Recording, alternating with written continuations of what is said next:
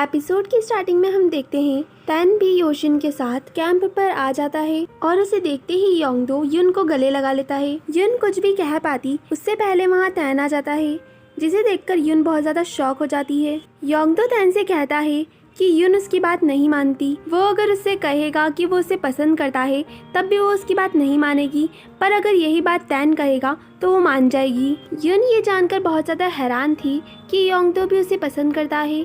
तैन ये सब सुनकर बहुत ज़्यादा अपसेट था और इसी वजह से वो युन पर गुस्सा करके वहाँ से चला जाता है। जब वो कार के पास पहुँचता है तो वहाँ रेचल को पाता है। फिर वो तीनों साथ में होटल पहुँचते हैं, जहाँ पहुँचकर रेचल तैन से कहती है वो किसी से भी प्यार करे, इससे उनकी सगाई पर कोई भी फर्क नहीं पड़ेगा क्योंकि उनका रिश्ता उनकी फैमिली के सामने हुआ है। तैन उससे कहता है कि अगर उसे इस बात से बिल्कुल भी फर्क नहीं पड़ता तो तैन और युन की जिंदगी में जो भी हो रहा है वो होने दे। यहाँ कैंप पर युन जब अंदर आती है तो कुछ लड़कियों को उसके बारे में उल्टी सीधी बातें करता सुनती है, जिससे वो बहुत ज़्यादा अपसेट हो जाती है। ये सभी बातें योंगदो भी सुन लेता है और उसे बहुत ज़्यादा गुस्सा आता है उन लड़कियों पर, जिस कारण वो उन लड़कियों के जूते उठाकर पानी से भरी बाल्टी में डाल देता है। युन उसे ऐसा करने से मना भी करती है, जिस पर वो कहता है वो ये बर्दाश्त बिल्कुल नहीं करेगा कि युन को कोई और परेशान करे। वो यहाँ युन से पूछता है क्या वो तैन को पसंद करती है, जिस पर युन हाँ कह देती है, जो सुनने के बाद योंगदो का दिल टूट जाता है और उसके चेहरे पर दर्द हम साफ देख सकते हैं। सीन शिफ्ट होता है ईस्टर पर, जो मिस्टर चोई को रंगे हाथ पकड़ लेती है। उन दोनों की इसी बात को लेकर बहस चली रही थी, तभी ईस्टर एक और लेडी को नोट करती है जिसे उसने पहले भी देखा था स्कूल पीटीएम मीटिंग में। यहाँ मिस्टर चोई उसे बताते हैं कि ये औरत इस बार की ओनर है, जो कि म्योंगसू की माँ है। रात को तैन युन से मिलने आता है और उससे अपने व्यवहार के लिए माफी भी मांगता है। वो दोनों दुनिया की सारी बातें भूलकर एक बहुत अच्छा टाइम स्पेंड करते हैं। नेक्स्ट डे सभी लंच के लिए एक होटल में आते हैं, जहां बोना रेचल को ताना मारते हुए कहती है कि उसका मंगेतर होते हुए भी तैन यहाँ किसी और लड़की से मिलने आया। अब ऐसा मौका आखिर योंगदो कैसे जाने देता, जिस पर वो भी तैन को ताना मारता है कि उसकी लाइफ तो बढ़िया है, उसकी लाइफ में दो लड़कियां हैं, एक प्यार करने के लिए और दूसरी शादी करने के लिए। ये सारी बातें सुनकर युन वहाँ से उठकर चली जाती है और उसका पीछा करते हुए योंगदो भी उसके पीछे जाता है। वो युन का रास्ता रोक लेता है। ये सारा नजारा तैन भी देख रहा था। तभी अचानक युन का पैर फिसलता है और वो स्विमिंग पूल में गिरने ही वाली थी, पर तभी योंगदो उसे पकड़ लेता है, पर 2 सेकंड बाद ही उसे छोड़ देता है, जिससे युन पानी में गिर जाती है। वो उससे कहता है कि तैन भी उसके साथ बिल्कुल ऐसा ही करेगा। वो अभी तो दिखा रहा है कि उसे युन की बहुत ज्यादा परवाह है, पर बाद में उसे इसी तरह छोड़ देगा। ये सब देखकर तैन को बहुत ज्यादा गुस्सा आ जाता है और वो बाहर आकर योंगदो को लात मारकर पानी में गिरा देता है। वो तैन से कहता है क्या वो भी किसी और की तरह युन को अपनी मिस्ट्रेस बनाकर रखना चाहता है, जिस पर तैन को बहुत ज्यादा गुस्सा आ जाता है। उन दोनों में लड़ाई होने ही वाली थी, पर तभी योशिन बीच में आकर उन दोनों को रोक देता है।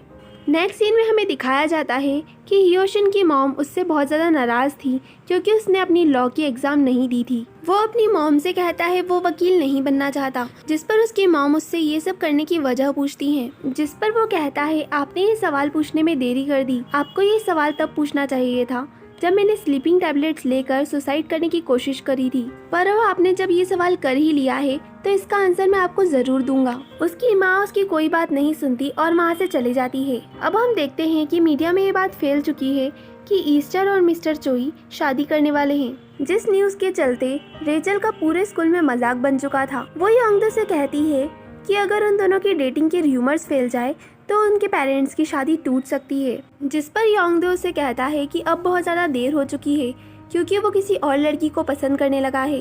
रेचल यहाँ समझ जाती है कि योंगदो युन की ही बात कर रहा है। अपनी माँ की शादी की न्यूज़ से रेचल बहुत ज़्यादा परेशान थी और तैन उसे कंफर्ट करने आता है। तभी इन दोनों को साथ युन देख लेती है और योंगदो भी वहाँ आ जाता है।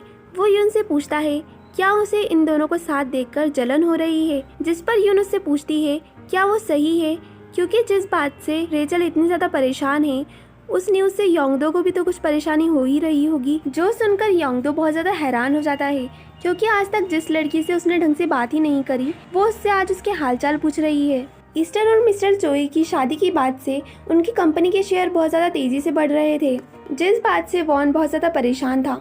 वो मिस्टर युन से पूछता है कि आखिर उन्होंने ईस्टर से ब्रेकअप क्यों किया था, जिस पर मिस्टर युन उससे पूछते हैं कि उसने युनजू से ब्रेकअप क्यों किया, जिस पर वॉन कहता है उसने युनजू से ब्रेकअप नहीं किया है, वो सिर्फ अभी अपनी प्रायोरिटी सेट कर रहा है। जिस पर मिस्टर युन कहते हैं हम उन लोगों का वेट क्यों करें जिनकी हम प्रायोरिटी ही नहीं है, सिर्फ इसलिए क्योंकि हम गरीब हैं। यहाँ जिसुक वॉन को बताती है कि मिस्टर किम बहुत जल्द उससे ज्यादा शेयर्स तैन के नाम करने वाले हैं, पर उसे सबसे ज्यादा हैरानी तो तब होती है जब उसे पता चलता है कि उसके डैड के शेयर्स सबसे ज्यादा मिस्टर युन के नाम हैं। तैन युन को अपने कमरे में बुलाता है जहाँ ये दोनों बहुत ज़्यादा क्लोज थे। तभी वहाँ केई आ जाती है। केई उन दोनों से बहुत सारे सवाल पूछने लगती है, जिस पर तैन आखिरकार उसे बता ही देता है कि वो दोनों एक दूसरे को पसंद करते हैं। ये सुनते ही केई युन को बहुत सारी कड़वी बातें सुनाने लगती है। वो युन की माँ को भी काफ़ी सारी उल्टी सीधी बातें कहती है, जिस पर तैन उसे लेकर वहाँ से चला जाता है। पर युन की माँ ये सब सुनने के बाद डिसाइड करती है कि अब वो यहाँ एक पल भी और नहीं रहने वाले, जिस पर युन भी मान जाती है।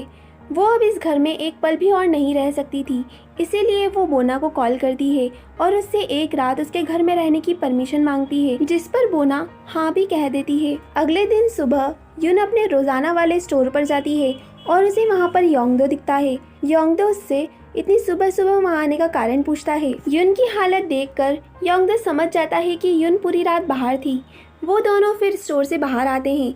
तभी वहाँ तैन भी आ जाता है और पिछली बार की तरह तैन को देखते ही योंगदो युन को अपने करीब खींच लेता है। युन के सवाल करने पर योंगदो कहता है वो देखना चाहता है कि तैन उसके लिए किस हद तक जा सकता है। वो तीनों साथ में रोड क्रॉस करने लगते हैं और सेंटर में पहुँचते ही तैन युन का हाथ पकड़ लेता है और योंगदो तैन का। इसी के साथ हमारा ये एपिसोड यहीं एंड हो जाता है। आगे की कहानी जानने के लिए स्टे ट्यून्ड। बाय।